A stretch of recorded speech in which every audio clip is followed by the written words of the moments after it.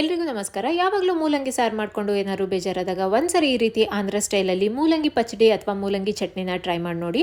ಬಿಸಿ ಅನ್ನದ ಜೊತೆ ಸ್ವಲ್ಪ ತುಪ್ಪ ಹಾಕ್ಕೊಂಡು ಸೈಡಲ್ಲಿ ಈರುಳ್ಳಿ ಇಟ್ಕೊಂಡು ತಿಂತಾ ಇದ್ರೆ ಸಖತ್ತಾಗಿರುತ್ತೆ. ಬರೀ ಅನ್ನಕ್ಕಷ್ಟೇ ಅಲ್ಲ, ಚಪಾತಿ, ದೋಸೆ, ಪೂರಿ ಎಲ್ಲದಕ್ಕೂ ಕೂಡ ತುಂಬಾ ಚೆನ್ನಾಗಿರುತ್ತೆ. ಸೊ ಮಾಡಲಿಕ್ಕೆ ಮೊದಲಿಗೆ ನಾನಿಲ್ಲಿ 2 ಮೂಲಂಗಿನ ಸಿಪ್ಪೆ ತೆಗೆದುಬಿಟ್ಟು ಕಟ್ ಮಾಡಿ ಇಟ್ಕೊಂಡಿದ್ದೀನಿ.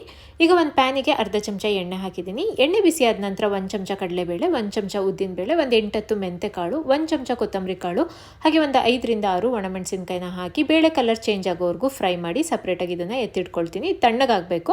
ಈಗ ಅದೇ ಪ್ಯಾನಿಗೆ ಒಂದು 8-10 ಬೆಳ್ಳುಳ್ಳಿ ಎಸಳುಗಳು, ಕಟ್ ಮಾಡ್ಕೊಂಡಿರೋ ಮೂಲಂಗಿ, ಹಾಗೆ ಸ್ವಲ್ಪ ಕರಿಬೇವನ್ನ ಹಾಕಿ ಮೂಲಂಗಿದ ಹಸಿ ಸ್ಮೆಲ್ ಹೋಗೋವರೆಗೂ ಒಂದು 3-4 ನಿಮಿಷ ಫ್ರೈ ಮಾಡಿಕೊಂಡು ಇದನ್ನು ಕೂಡ ತಣ್ಣಗಾಗ್ಲಿಕ್ಕೆ ಇಡಬೇಕು. ಈಗ ಮಿಕ್ಸರ್ ಜಾರಿಗೆ ಮೊದಲೇ ಹುರಿದಿಟ್ಕೊಂಡಿರೋ ಬೇಳೆಗಳನ್ನೆಲ್ಲ ಹಾಕಿಬಿಟ್ಟು ಪೌಡರ್ ಮಾಡ್ಕೊಳ್ಬೇಕು, ನುಣ್ಣಗೆ ಪೌಡರ್ ಮಾಡ್ಕೊಳ್ಬೇಕು. ಇದಾಗಿದ ನಂತರ ಹುರಿದಿಟ್ಕೊಂಡಿರೋ ಮೂಲಂಗಿ ಕೂಡ ಹಾಕಿಬಿಟ್ಟು ಇದನ್ನು ಕೂಡ ನುಣ್ಣಗೆ ಪೇಸ್ಟ್ ಮಾಡ್ಕೊಳ್ತೀನಿ. ನೀರು ಹಾಕದೆ ಹಾಗೆ ರುಬ್ಕೊಳ್ಬೇಕು. ಸೊ ಇದು ನುಣ್ಣಗಾಗಿದೆ. ಇವಾಗ ಒಗ್ಗರಣೆ ಮಾಡ್ಕೊಳ್ಳೋಣ.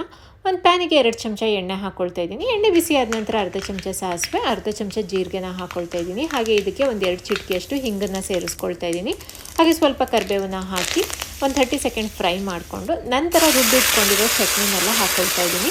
ಇದೆಲ್ಲ ಹಾಕ್ಕೊಂಡಿದ ನಂತರ ಮುಂಚೆನೇ ನಾನು ಒಂದು ನೆಲ್ಲಿಕಾಯಿ ಸೈಜಷ್ಟು ಹುಣಸೆಹಣ್ಣನ್ನು ನೆನೆಸಿಟ್ಟಿದ್ದೆ, ಆ ರಸನ ಹಾಕ್ಕೊಳ್ತಾ ಇದ್ದೀನಿ. ಹಾಗೆ ಒಂದು 1/4 ಚಮಚ ಅರಿಶಿನದ ಪುಡಿ, ರುಚಿಗೆ ಉಪ್ಪನ್ನ ಹಾಕಿ ಒಂದು 4ರಿಂದ 5 ನಿಮಿಷ ಲೋ ಫ್ಲೇಮಲ್ಲೇ ಸುತ್ತ ಎಣ್ಣೆ ಬಿಡೋವರೆಗೂ ಚೆನ್ನಾಗಿ ಇದನ್ನು ಬಿಸಿ ಮಾಡ್ಕೊಳ್ಬೇಕು. ಈಗ 4-5 ನಿಮಿಷ ಆದ ನಂತರ ತೋರಿಸ್ತಾ ಇದ್ದೀನಿ. ಟೇಸ್ಟಿಯಾಗಿರೋ ಮೂಲಂಗಿ ಚಟ್ನಿ ರೆಡಿ.